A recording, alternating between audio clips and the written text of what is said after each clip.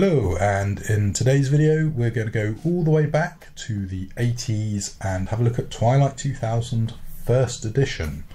Now, you may have realised that recently I picked up the 4th edition of this game. I'm not going to cover 2nd and 3rd edition, I'm only going to look at 1st and then 4th edition. Now, the 1st edition came in a box set, so this is actually a PDF where it's all sort of been bundled together. So you've got the player's manual, and if I use my little doobry here I can flip through to the referee's manual. Then I'm not sure if it was a booklet or a set of pads or loose sheets, but you had the player charts, and then the final thing that came in the box set was the Escape from Calais adventure, which would then lead you into a campaign. Now, the best way to pick up Twilight 2000 these days is probably to buy FFE's classic reprint. I think it's 001, which includes this core rules and all the campaign adventures for the European campaign, which included like Warsaw, Pirates, and I forget the others just now, but an overall epic arc to see you go from Calais all the way to potentially escaping Europe and going back to America. Now, this original set of rules is very much a product of its time, so it's really trying to map itself to reality. It's got lots of tables and maths. It uses he rather than he, she, or gender neutral, and also it was written at a time where the threat of nuclear war was very real. This was 1984. Bear in mind that Russia was still communist USSR till about 1991. So this game was based on what could happen if the Cold War went hot. At the time, the Cold War was already going.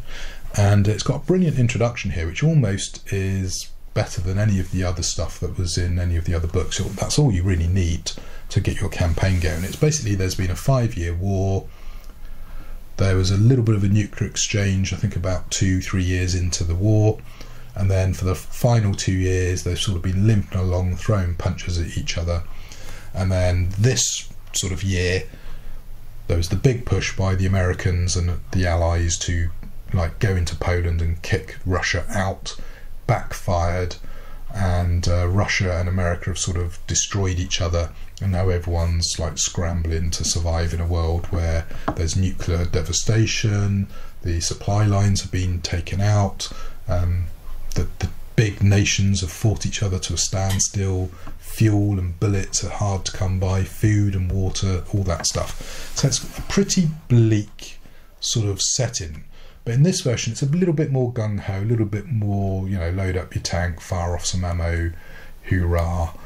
Whereas the 4th edition is a bit more digging into, I think, the sort of the bleakness of the reality of a nuclear war.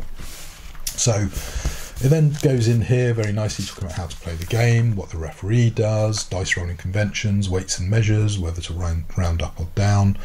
Pretty good. And then we get into character generation, and this is a really good little bit that's missing from a lot of modern games, because everyone sort of assumes you know how to role play these days, so it doesn't labour this so much.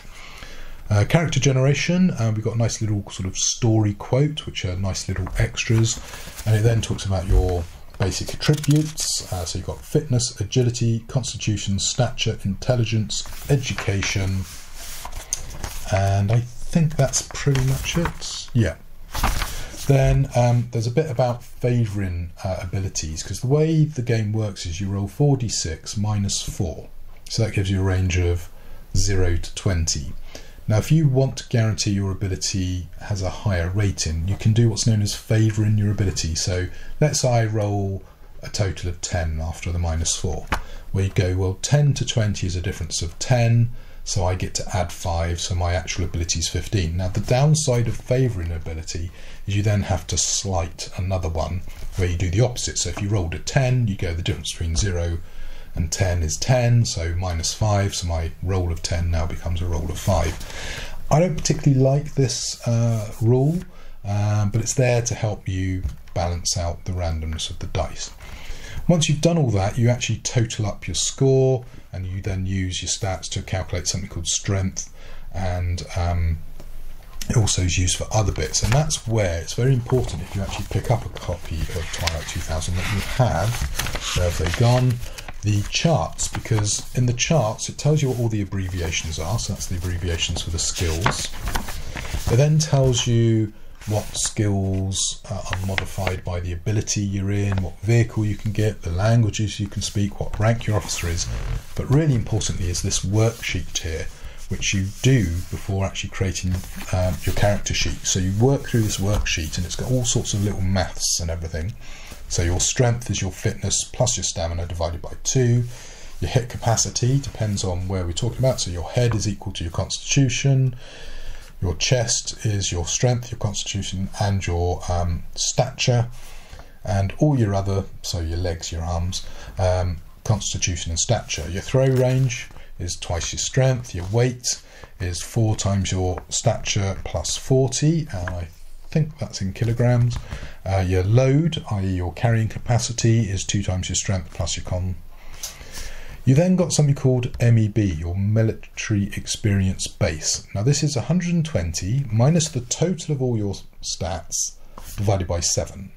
So you need a calculator or a spreadsheet. So I've actually created this as a spreadsheet to make it a bit easier, and I plan on uploading that to my 4th edition folder.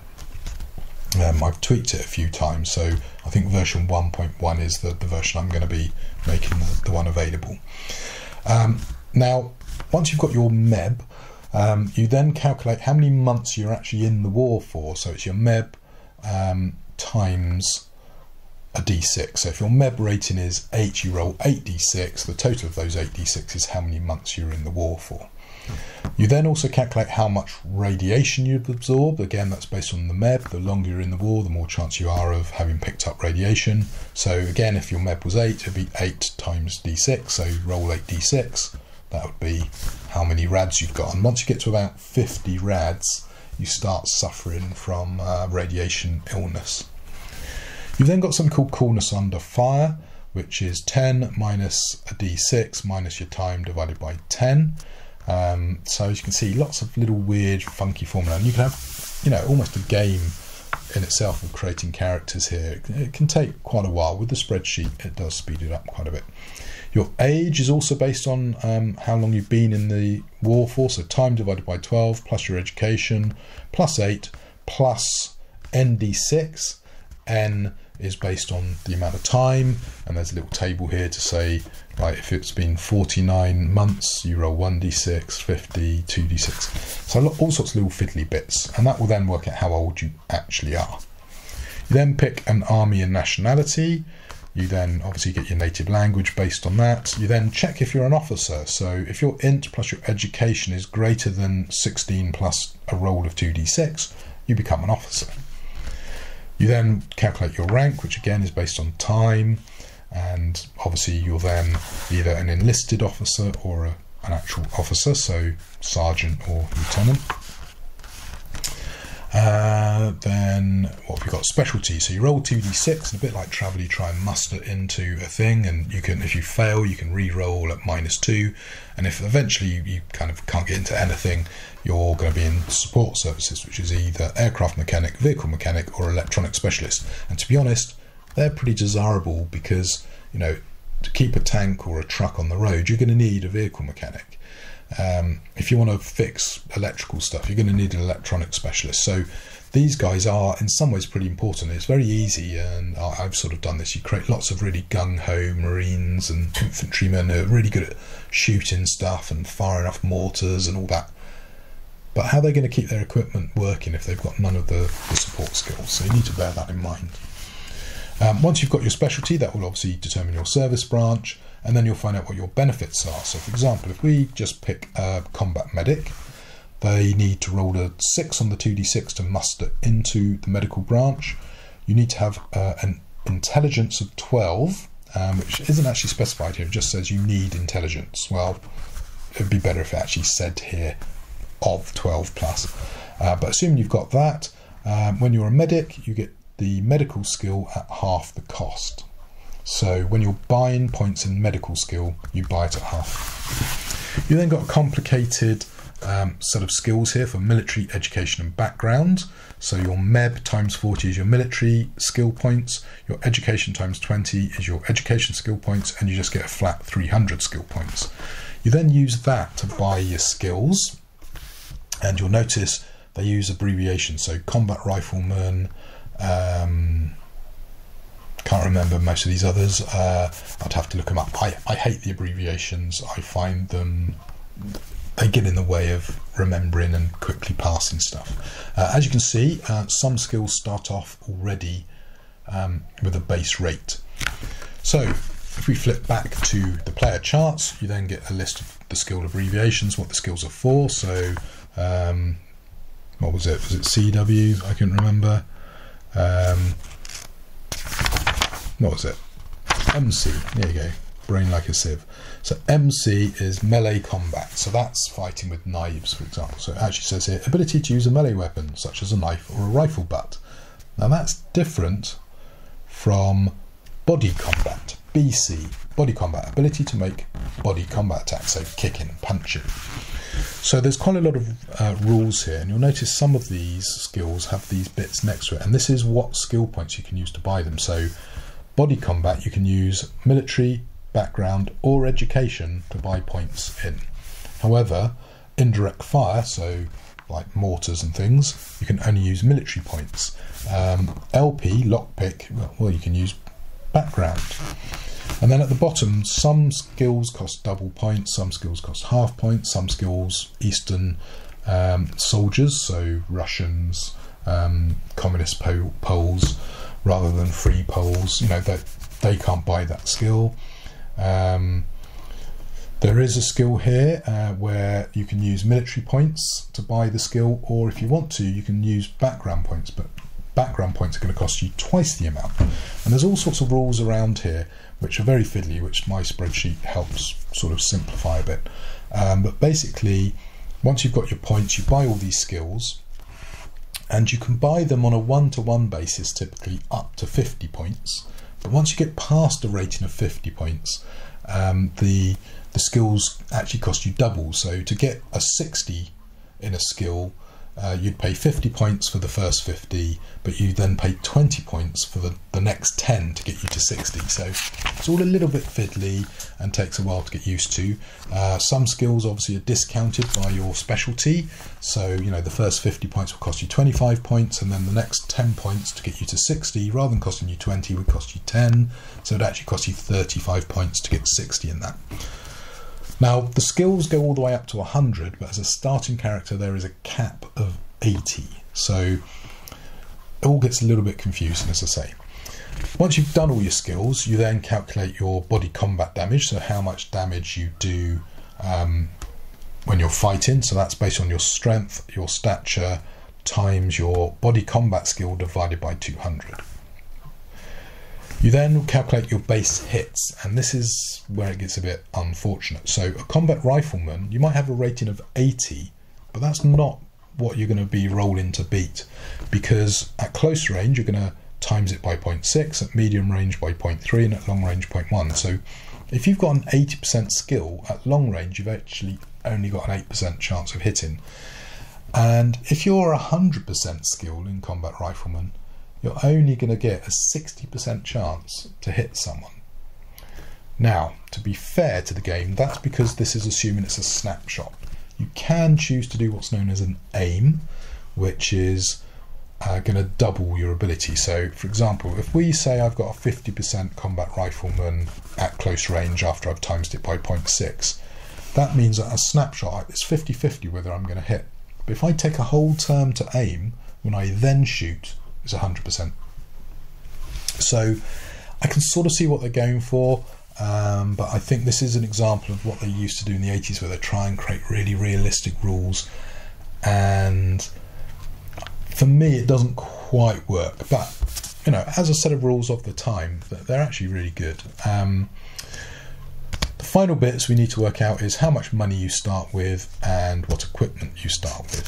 So once you've done all that, you're then able to fill in your character sheet. You then get a D6 to roll on the vehicle table. As a group you can collect your D6 and roll them, and then once you've got your vehicle, you'll fill in your vehicle record sheet, and you can see there's loads of stuff here.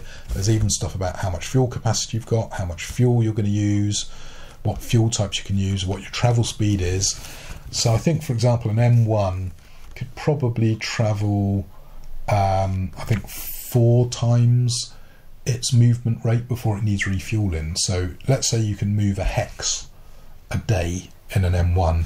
After 4 days travel, you're out of fuel, and you're going to have to refuel. So there's lots of sort of gritty detail in the referee's handbook, but you can see creating a character can be pretty involved, and you're going to need the player charts. So 3 sheets just to generate your character, and then a 4th sheet for your actual character where you're actually going to fill in everything, and that will then get you ready to play the game. Now the actual player's handbook is, what is it? It's, I haven't got page numbers, 24 pages. I do have page numbers, I lied, they're in the top. So 24 pages, so not a huge amount of info, and also it doesn't go into great detail. And one thing that I did discover that really annoys me is there are some errata needed, I think, on this rulebook, because, for example, if I joined the armour division as a tank crewman, I get the TVD skill. Well, what is the TVD skill? So if I flip over here, it's not listed. Well, it's the tracked vehicle driver skill. There's also the skill you start with, the WVD. Well, what's that? Well, that's a wheeled vehicle driver skill, and it's not actually listed on this skill list. It's infuriating. Well, unless I've gone blind, I can't see it. I think it does sort of get mentioned briefly in one of these rule books, but yeah, it's one of those annoying omissions which unfortunately they didn't fix when they made this PDF available. Be interesting to see if the all-in-one booklet has it. I am planning on picking that up at one stage, because it does contain all the adventures and therefore is a really good deal. Even though I've got the rule book, it's still cheaper for me to buy the all-in-one booklet that includes the rules, because it's cheaper than buying the modules individually. So how do the rules actually work? Well, having created your character and then looked at how do the skills work, you've got to worry about time and travel, encounters and therefore combat. Are you going to get fatigued? Are you going to get poisoned? Are you going to get radiation? So to upkeep yourself, you need to have food, you need to have water, so you do that via foraging and fishing, hunting as well. Getting hold of your fuel, you can actually distill your own fuel to get ethanol and methanol, but problem with ethanol and methanol is your tank will need more of it because it's not as energy dense, and there's a table somewhere where you can calculate that, you know, 100 gallons of petrol will get you, let's say, 100 miles, but you're going to need 400 gallons of ethanol to get yourself the same 100 miles. You're also going to have to maintain your vehicle or your animals if you've got horses. Then the biggest bit, like a lot of these older games, is combat. Now I know a lot of people worry that, you know, under the system matters sort of idea, that because there's so much time spent on combat, they're actually trying to tell you combat's the most important thing. Well, I don't actually agree. I actually think the reason why a lot of these early games spent so much time on combat, it's the bit where you couldn't just role play. You actually needed to roll the dice and have a bit of determination. So you'd have a lot of rules about it. So it talks about movement, what actions you can take, and it talks about aiming. And again, another little bit of errata that's annoying here. It says aiming improves the chance of hitting if done before firing, but it doesn't actually tell you right here what that actually means. You have to hunt around in the books to find that out. So yeah, very much a product of its time, very frustrating, but actually the rules are actually pretty simple really when you actually sort of start getting to grips with them. You then got coolness under fire, which is effectively your initiative. So if you're not particularly cool under fire, you're going to have to take hesitation actions. So, you know, I want to fire my gun, but I've got to hesitate first. So yeah, that's kind of an interesting thing. Talks about getting knocked down and panicking and bailing out. What happens when, so, you know, does melee happen before shooting, etc. It then goes into individual details. So what is body combat, what is melee combat, what's firing combat. Then you've got direct fire for your artillery pieces and hitting vehicles. There's quite a lot of rules about hitting the vehicles and penetrating the armour, and where does it hit and what damage does it do and what components does it take out. We've then got indirect fire, which is mortars. Now interestingly, indirect fire, unless you can actually see the target, you're going to need to use a forward observer rather than your indirect fire skill. So bear that in mind when creating your group. If you want to use mortars, you want to have a good indirect fire for when you can see them directly, and then you sort of just fire your mortar via your own line of sight. But if you want to be hiding behind a hill somewhere and dropping bombs on someone half a mile away, you're going to need a forward observer. And again, rather annoyingly, it talks about calling fire and all that. And is it here? Yeah, so you use half of your indirect fire or forward observer skill, whichever's lowest. So if I've got an indirect fire skill of 80 and my forward observer's only got a skill of 50, we're going to roll at 25%. However, if it was the other way round, even though my forward fire observer's got a skill of 80, because I'm so rubbish with mortars, we're still rolling at 25%. However, you can then, with deviation and corrections, take care of that a little bit. And subsequent shots, obviously you can steer the shots onto target.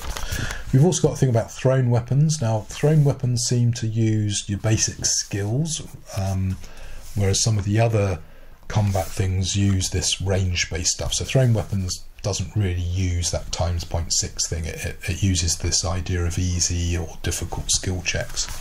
So thrown weapons also include hand grenades, and there's obviously deviation there. You've got anti-tank missiles, and I think that's pretty much it. So as you can see, quite a lot on combat in 7-ish pages, maybe 8-ish pages. So 1, 2, 3, 4, 5, 6, 7, 8. Yeah, 8 pages on combat. We then get into the referee's book, where we've got an introduction. We then got skills part 2, where it goes into a bit more detail about some of the skills that you could use, and you know, what are you going to do with opposing skills, and do you want critical hits and catastrophic failures? How do you improve your skills? We then have a part 2 for combat, so this is some extra bits. So how do you handle explosions and explosives? And what else we got? Chemical rounds, landmines, vehicle damage. Got a bit more info on that. Recovering post damage. I think we've also got radiation rounds, animals in combat. We then get into obviously the bit that's important for the referee, how to do encounters. As I say, you'll be struggling to read this because it's a bit small. Anyway, NPCs using cards. So for example, you know, you can use a deck of cards to help sort of generate random NPC encounters.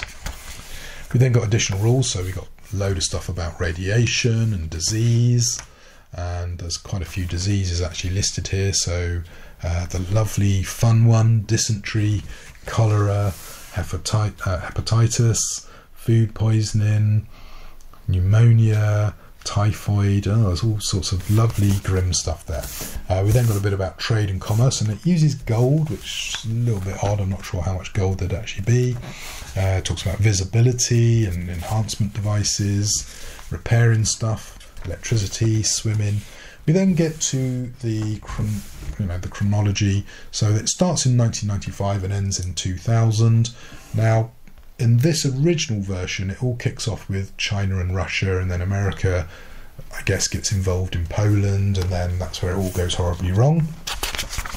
Now, bear in mind, this, of course, was written in 1984, predicting what might happen in 1995, whereas the 4th edition is, well, we know what happened, what would have happened potentially if in 1991 the communist regime hadn't collapsed. So, slight different flavour between the original setting based in the Cold War versus our revisionist setting that we've got with 4th edition.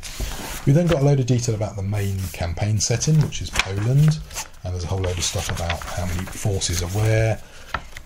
Skip the charts. As you can see, there's loads of charts. I mean, but the referee's charts are just cover. I mean, this is all the vehicle information. It's all really dense, and we then got stuff like alcohol and gas energy and encounters. It's all very detailed, and we've got some weapon charts which you really want to get hold of. to help you run the game. Encounter statistics. Oh, this is the radiation illness bit. Let's see, can we get a closer look at that? So at 50 rads, you've got a slight illness at a factor of 9.5, serious illness, and yeah, all very complex, but you won't need it all the time. Then we've got a very detailed equipment list with how much it costs in dollars, because you start only with a few bits and pieces, and then you have to sort of buy the equipment that effectively you're going to start with. Ammunition, quite expensive, and vehicles, very expensive. And there's a whole load of stuff in there with what they do, animals, loads and loads of stuff. Then we get to the escape from Calais. Now this first bit I think is a handout you can give to the players, and then we actually get into the adventure proper. Now it's called an adventure, but it's a bit like B1 and probably more like B2, where it's more of a guideline to set up a campaign, because you're trying to escape from Calais and get to somewhere. And it does actually talk in the referee's book about the problem with this. This notes to the referee here. It's like, the real thing is, what are we supposed to be doing? Well, the simple answer is staying alive, but you need a longer term goal. Now they suggest the long term goal for a lot of the players will be, let's escape to America, which has potentially suffered less harshly than Europe. But how do you do that? Well, you've got to either go through Russia and Alaska, or you've got to go through Poland down south and try and catch a boat through the Med or Africa, or do you go towards Britain and try and sail back west? So that's sort of what it sets up, and then this adventure sort of sets you on the path to doing that. So there you go, that's a flip through, a load of tiny text. And yeah, I think they came up with something really good with Twilight 2000 First Edition. It was a really good way for people who are into the sort of military stuff, and to sort of, I guess, maybe express some of their fear of the Cold War in a safe environment. So it was very, very popular. The only other games that really came close to it was probably Gamma World and Aftermath by FGU. But yeah, Twilight, I believe, outsold them, and there is a PDF you can download which is a sort of an intro to this set of rules, and it does actually tell you about the publication figures. I think the first printing of this box set was something like 10 to 11,000 copies, and it sold out within a month. And then they printed another 10,000, and in the end there was thousands and thousands of copies of this printed. But getting hold of an original box set seems to be a bit tricky and a bit expensive at the moment, which I don't quite understand, because you know that you can get the PDFs and they print out, as you can see, pretty well. I would recommend printing them out at full A4 rather than booklet like this, because the text is a little bit tiny and hard to read. So yeah, is this game going to be for you? Well, I think you're probably better off picking up the 4th edition these days, but if you want something with a bit more crunch, a bit more spreadsheet action, and obviously if you want to experience the original vision, then yeah, you probably do want to pick this up. I recommend the all-in-one booklet, which is, I think it's under $40, and that way you'll get this set of rules, plus you'll get I think it's 4 adventure packs, which will give you years and years and years and years of play, and they're also useful for using with 4th edition as well, don't forget. Now the one thing I haven't shown are the maps. Now the maps for this version I actually quite like, but I do think for usability and readability that the modern 4th edition maps are slightly better. But anyway, that is pretty much it. As I say though, make sure you get these charts. Apparently a lot of box sets, these charts are missing, and if that's the case, it's going to be pretty hard to play this, because those charts really do help. Anyway, let's wrap this video up. I hope you've enjoyed a quick peek and sort of light review of Twilight 2000 First Edition. If you like old school, heavily detailed, fiddly rules, you're going to love it. If you like the lightweight, storytelling, airy fairy style rules, you might be better off with the most recent 4th edition. But I love these rules, but I must admit I'm probably leaning more towards 4th edition myself, so that's my recommendation. Definitely pick these up if you can get them cheap, but you know, spend your money on 4th edition. I think they've done a really good job at taking this original core idea and bringing it up to speed for modern tastes. So anyway, that will do for now. Until the next video, happy gaming.